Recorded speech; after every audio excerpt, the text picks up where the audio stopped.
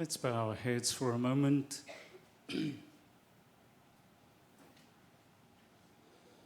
May the words of my mouth and the meditations of my heart be acceptable to you, God, my rock and my salvation.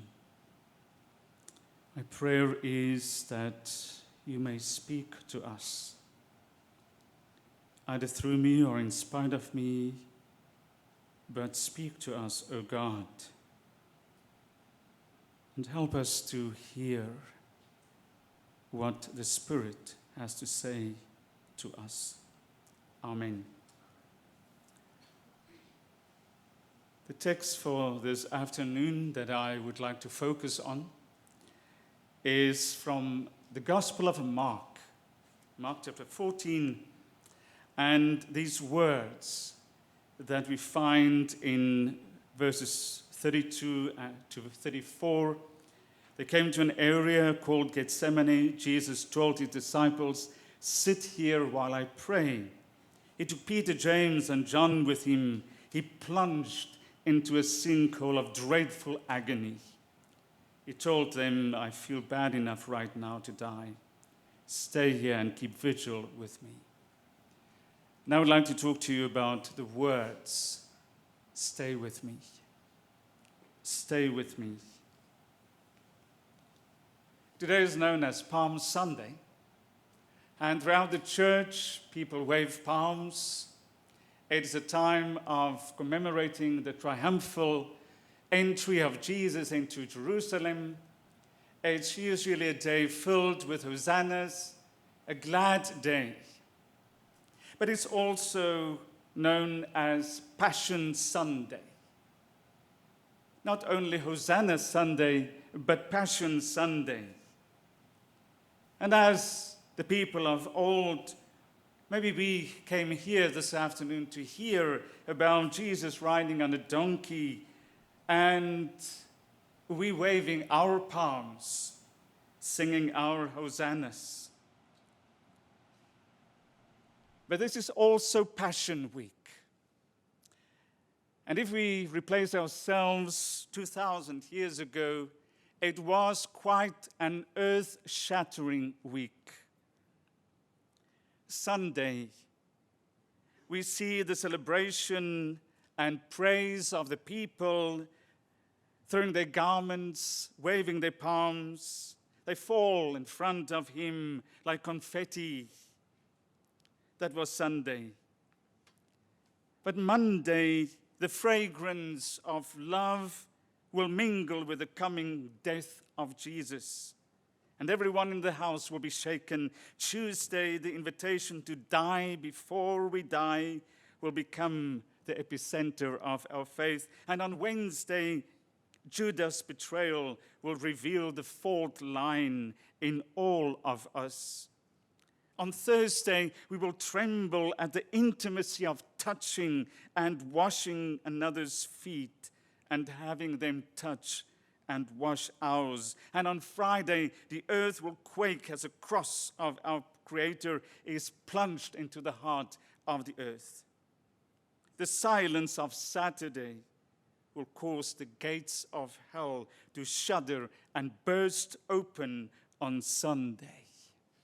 That's the Passion Week, a week of earth-shattering happenings. So we will commemorate that this week. And in our own way, we will relive the story of old, the story told in the Gospels.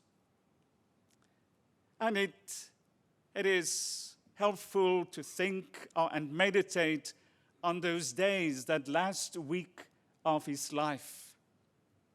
I think what we miss, and what I sometimes miss, is to really get into his shoes, his emotion. You see, we sometimes think of Jesus as God. And then we think, well, if he was God, then the last week, that final week, maybe it wasn't that bad. I mean, he knew that there will be a resurrection. He would have known that it's not all bad. Maybe that would have helped him to not suffer that much. And yet here in the Gospel of Mark, Mark tries to put our feet in his shoes. And Mark is focusing on the humanity of Jesus. He was human. It is as if he was one of us. As if there was no God in him. He was one of us, treading the waters of the last week of his life. I wonder what it would have been if I or you today know, well, this is our last week. And we knew this week will be a week of hell. Before Easter, before sunrise, next Sunday, we will be to hell and back. There will be a cross waiting for us. If we had known that these hosannas will turn into crucify hymns, I wonder what will go through our minds, knowing that this afternoon. So think of Jesus as a human, as one of us. He knew what was going to happen, and yet he felt every step of the way. It was for him such a reality. We look at things from the end. It's like we're in a rugby match or a soccer match and we know the score. But Jesus and the people around him didn't know. They walked in the match. They were in the match. It was as if the score was not known. So this afternoon I would like to talk to you about that week, that gap week, that in between Sunday and Sunday, that week of hell, that twilight week, that week that we can maybe talk about it as a red light zone. Now, in my country, when you stop at a traffic light, it turns over green very fast. When I came to Korea, I couldn't believe how long you have to wait for the red to turn to green, and if it's ever going to happen. For them, they were in that state. For them, their lives were at a standstill, and they didn't know what was next. It was a time of in-between, a time of suffering to be. It was that time in Jesus' life where he was at his most fragile. Maybe you experience that in-between time this afternoon. That time after you have heard about a terminal illness, that time that somebody you know and you love is battling cancer or whatever. Maybe you are in that time where there was financial collapse. What suffering it might be, what the problem might be, but you know this is a dark time and you don't know when it will end. Maybe you're not in that time, you're not in that holy week of your life, but you know someone who is in that holy week, that gap week, that in-between, that twilight zone, that coming to a standstill time. So this afternoon, Jesus comes to us. Imagine Jesus next to you today, Jesus here in the audience. What would you say to him? We have much to say. We are such experts when it comes to giving advice and counsel. And here Jesus was. And he was asking one thing. He didn't ask for counsel. He didn't ask for someone to give him an answer for this dilemma, this dark week in his life. He asked one thing and one thing only. Stay with me. Stay with me. Let's stay with him. Let's stay with him when he sits on this donkey and he hears those hosannas and he knew in his heart, those same people will crucify me. They will shout, crucify him, with the same passion. Stay with me. When on the Monday he took a whip and he lashed out and driving people out of the church. That's not really his nature, is it?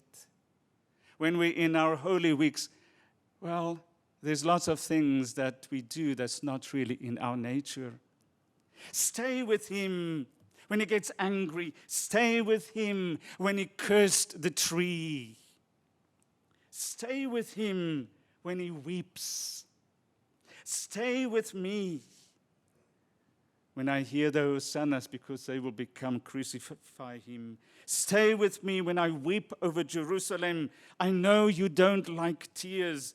It makes you uncomfortable. You rather will wipe the tears from my face. But stay with me when I cry. Stay with me when I lash out in anger at a tree and at people in the temple. I know Christians don't get angry, or do they? Stay with me when I'm fragile. I know you prefer me to be strong and composed. Stay with me when I'm betrayed by my own. I know you want to be counted. Stay with me when I'm a servant, kneeling down, washing your feet. I know it's humiliating. Stay with me when I sit in agony and fear, and I lash out towards God and fight with God, asking him, where are you? Stay with me in my darkness and my agony. Stay with me when I'm beaten, torn apart, and despised. Stay with me when God has turned his back on me and I ask him, why have thou forsaken me? Stay with me. Stay with me. Don't fix me. Don't fix me. We have obsession with fixing people. We have obsession to enter people's holy space, their sacred space of suffering, and we would like to put a band-aid on the bullet holes. We like fixing things. We are in the business of fixing things, I think. We like to dish out a text verse like a doctor a prescription and dish it out to give to people. We tend to make our shallow diagnosis and give a text verse, or we say something stupid like, well, you know, there's always a tomorrow. God has plucked his most beautiful flower for heaven. Silly. Stay with me. Don't fix me. Stay with me when I'm angry at God. Stay with me. Don't fix me. We are fix-obsessed. When somebody is in trouble, we Google so fast and come up with a Google answer, or we down it or naver it. Come by my side. Don't walk in my shoes, you can't. But walk by my side. Just be with me, ask Jesus. Don't fix me. Don't give me all the answers.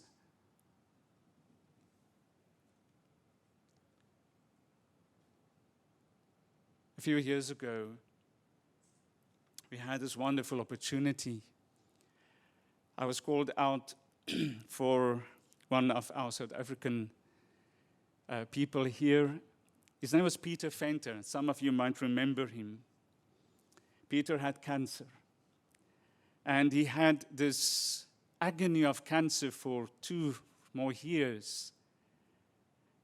His nickname was Braveheart. He was fighting this cancer. Remember one morning he was a speaker at our service, at a morning service, yeah? And Peter, one day, I sat with him and I drank coffee with him, and he was really in the midst of his Holy Week. And he said to me, people try to fix me. Please tell them, no. No, thank you. I know what I'm going through. I know that I'm in hell with this. Just be with me. I need someone to hold my hand. I need someone to walk beside me. Don't fix me. Why would Jesus say something like that? Why did he only need Peter and John to stay with him, the 3 of them to stay with him? Why not having the answers? Why not having the quick fixes?